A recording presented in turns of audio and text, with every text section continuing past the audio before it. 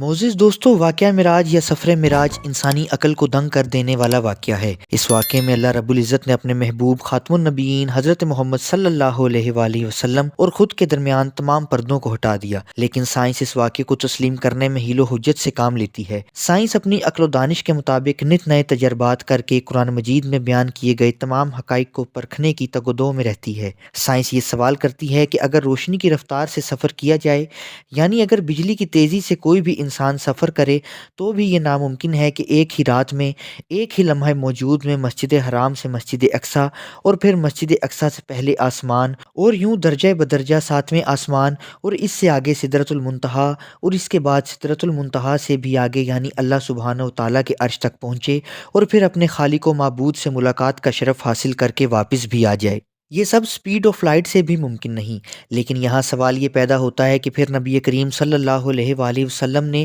یہ سفر معراج کیسے کیا؟ آج کی ماڈرن سائنس اس واقعے پر کس طرح کے نت نئے تجربات کر رہی ہے؟ آج کی ویڈیو کا موضوع سخن واقعہ معراج کی سائنسی حقیقت سے شناسائی دینا ہے، لہٰذا اس قیمتی ویڈیو کو شروع سے لے کر آخر تک ضرور دیکھیے گا۔ میں ہوں فہد علی اور آپ دیکھ رہے ہیں نیوز لینڈ کی آڈیو سٹوری۔ تو آئیے چل کر موضوع کا باقاعدہ آغاز کرتے ہیں۔ معزز دوستو، جیسا کہ آپ کے علم میں ہے کہ مغربی دنیا آئے روز کوئی نہ کوئی انقلابی کھوج لگاتی رہتی ہے، اور کیونکہ یہ دور ٹیکنالوجی کا دور ہے تو اس حوالے سے آج کے دور میں حیرت انگیز مشینریوں کی بھرمار ہو چکی ہے۔ انہی میں سے ایک مسٹری ٹائم ٹریول بھی ہے، جس کا مطلب یہ ہے کہ وقت میں سفر کرنا، ماضی میں پیچھے چلے جانا یا مستقبل میں آگے چلے جانا، جس کو مغربی دنیا میں بہت زیادہ پروموٹ کیا گیا ہے۔ اس ٹیکنالوجی کی مدد سے ایسی ڈیوائس بنائی جا چکی ہے جس کی مدد سے وقت میں سفر کرنا ممکن بنایا جا سکتا ہے۔ لیکن کیا آپ جانتے ہیں کہ قرآن مجید فرقان حمید میں 1400 سال پہلے ہی بیان کر دیا گیا تھا کہ جب نبی کریم صلی اللہ علیہ وآلہ وسلم مکہ مکرمہ سے مسجد اقصیٰ پہنچے، اگر اس دور کے مطابق اونٹ یا گھوڑے پر سفر کیا جاتا تو اس سلسلے میں 30 یا 40 دنوں کا وقت درکار تھا، مگر آپ صلی اللہ علیہ وآلہ وسلم نے نہ صرف مسجد اقصیٰ تک کا سفر کیا بلکہ ساتویں آسمان تک پہنچے اور اس سے بھی آگے سدرۃ المنتہا تک گئے، وہ حد کہ جس کے آگے جناب جبریل علیہ السلام کے پر بھی جل جاتے ہیں۔ دوستوں، سائنس کے لیے یہ سمجھنا ناممکن تھا کہ آپ صلی اللہ علیہ وآلہ وسلم نے پوری کائنات کا سفر کیا، لیکن زمین پر بہت کم وقت گزرا۔ سائنس کی اسپیشل تھیوری آف ریلیٹیوٹی کے مطابق اگر کوئی جسم روشنی کی رفتار کے ساتھ سفر کرتا ہے تو وقت کا پھیلاؤ بڑھ جاتا ہے۔ رسول اللہ صلی اللہ علیہ وآلہ وسلم جس براق پر سوار تھے، اس کی رفتار روشنی کی رفتار سے کئی گنا زیادہ تیز تھی۔ معراج کے دوران وقت کا پھیلاؤ بڑھنے کی بجائے کم ہو گیا، یعنی وقت تھم گیا۔ سائنسی نقطۂ نگاہ کے مطابق کائنات کے کنارے تک کا فاصلہ کسی بھی سمت سے 40.5 بلین نوری سال ہے، جسے مرئی کائنات کہا جاتا ہے، جبکہ روشنی ایک سال میں 9.46 ٹریلین کلومیٹر سفر کرتی ہے۔ اس کا مطلب یہ ہے کہ اگر روشنی مسلسل سفر کرتی رہے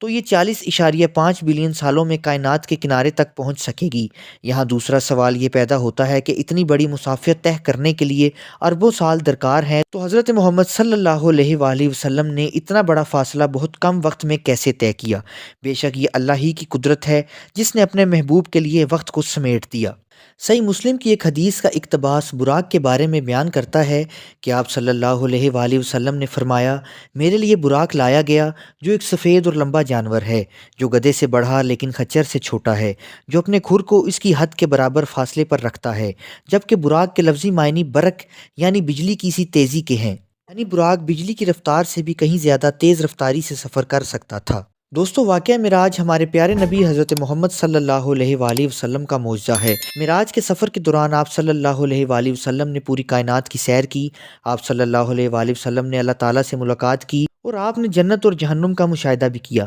آپ صلی اللہ علیہ وآلہ وسلم نے تمام انبیاء اور تمام رسولوں سے بھی ملاقات کی۔ اس مبارک سفر کے حوالے سے نبی کریم صلی اللہ علیہ وآلہ وسلم نے فرمایا کہ سفر معراج سے پہلے حضرت جبرائیل علیہ السلام میرے پاس آئے، میرا سینہ چاک کیا، پھر سونے کا تشت لایا گیا اور میرے دل کو نکال کر اس تشت سے دھویا گیا جو ایمان سے بھرا ہوا تھا، پھر میرے دل کو واپس رکھ دیا گیا، یعنی اللہ نے اپنے حبیب کے دل کو اور ان کے وجود کو مضبوط کر دیا اور سفر کی طاقت عطا کر دی۔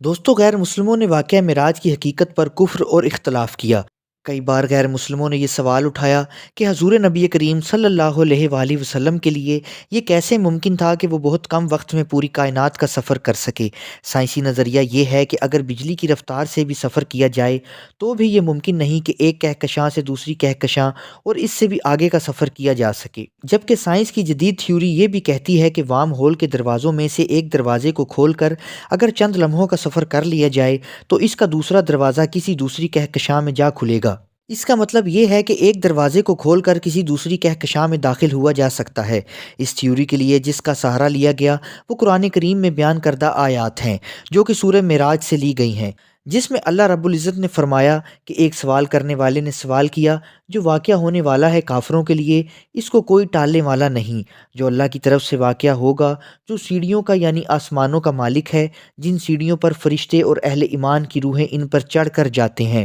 اور وہ عذاب کا دن ہوگا جس کی مقدار 50,000 سال ہے۔ علماء اس کی تفسیر بیان کرتے ہوئے لکھتے ہیں کہ انسانی وقت میں اس کا موازنہ کیا جائے تو وہ وقت 50,000 سال بنیں گے، اور یہ سفر ایک دن میں طے ہوگا جسے قیامت کے دن کا نام دیا جاتا ہے۔ اور بالکل اسی طرح سے اللہ نے وہ سیڑھیاں بنا رکھی ہیں، یعنی وہ دروازے جو ایک آسمان سے دوسرے آسمان تک کا سفر محض ایک دروازہ کھلنے کا ہے۔ اسی سے متعلق قرآن مجید میں سورہ الحجر کی آیت نمبر 13 اور 14 میں بیان کیا گیا ہے، اور اگر ہم ان پر آسمان کا دروازہ کھول دیں اور اس میں سے چڑھ جائیں تو البتہ یہ کہیں گے کہ ہماری نظر بندی کر دی گئی ہے، بلکہ ہم پر جادو کر دیا گیا ہے۔ ناظرین گرامی، ان آیات میں بیان کیا گیا ہے کہ وہ لوگ جو گمراہ ہے، اللہ انہیں راستہ بھی دکھا دے کہ جس طریقے سے فرشتے آسمانوں کے درمیان سفر کرتے ہیں، تو وہ لوگ کہیں گے کہ یہ ہماری آنکھوں پر پٹی باندھ دی گئی ہے یا ہم پر جادو کر دیا گیا ہے، یا ایسا ممکن ہی نہیں ہو سکتا۔ یعنی اللہ سبحانہ تعالیٰ نے یہ بھی بتا دیا کہ فرشتے کس طرح سفر کرتے ہیں اور آسمانوں کے درمیان وہ دروازے یا سیڑھیاں کیسے موجود ہیں جو ایک آسمان سے دوسرے آسمان کا سفر فوری طور پر ممکن بناتی ہے۔ آج سائنس 1400 سال بعد قرآن مجید میں بیان کی گئی تھیوری کو لے کر پھر اسی سوال پر کھڑی ہے کہ ایک ہی رات میں یہ سفر کیسے ممکن ہوا۔ سائنس آج بھی یہ ماننے کو تیار نہیں کہ کوئی بشری وجود یا انسانی جسم بجلی کی رفتار سے یہ سفر کرے اور اس کے بعد وہ انسانی جسم کی صورت میں باقی رہے، کیونکہ سائنسی علوم کے مطابق کوئی بھی شے بجلی کی رفتار سے سفر کرے تو وہ اپنے وجود کو بدل ڈالے گی، اور اگر بجلی کی تیزی سے یہ سفر کیا جائے تو کئی بلین سال کا وقت درکار ہو سکتا ہے۔ اللہ رب العزت کی یہ کائنات بہت وسیع ہے، کائنات کی حد کو کوئی نہیں جان سکتا، اس کے بارے میں صرف اور صرف اللہ رب العزت کی ذات ہی جانتی ہے۔ یہ سفر کیوں کر ممکن ہو سکا، اللہ رب العزت کی اپنے محبوب سے ملاقات کے دوران کیا کیا باتیں ہوئی، اس کے بارے میں اللہ اور اس کے رسول ہی بہتر جانتے ہیں۔ تو معزز دوستو، یہ تھی ہماری آج کی ویڈیو۔ اس حوالے سے آپ دوستوں کی رائے کیا کہتی ہے، کمنٹ کر کے ہمارے ساتھ شیئر ضرور کیجیے گا۔ اگر آپ کو ویڈیو اچھی لگی ہے تو ویڈیو کو لائک کریں، چینل کو سبسکرائب کریں، اور مزید اسی طرح کی ویڈیوز دیکھنے کے لیے بیل کے آئیکن کو پریس کریں۔